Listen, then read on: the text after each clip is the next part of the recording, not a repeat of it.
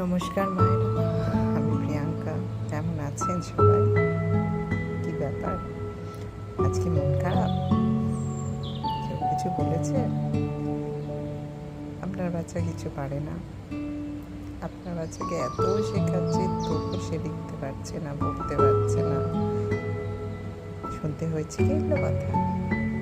Of, যদি শুনতে হয়ে থাকে তাহলে ইগনোর করুন, একদম জাস্ট ইগনোর। লোকের কথা শুনে লোককে ইম্পর্টেন্স না দিয়ে নিজের বাচ্চাদের ইম্পর্টেন্স দেন।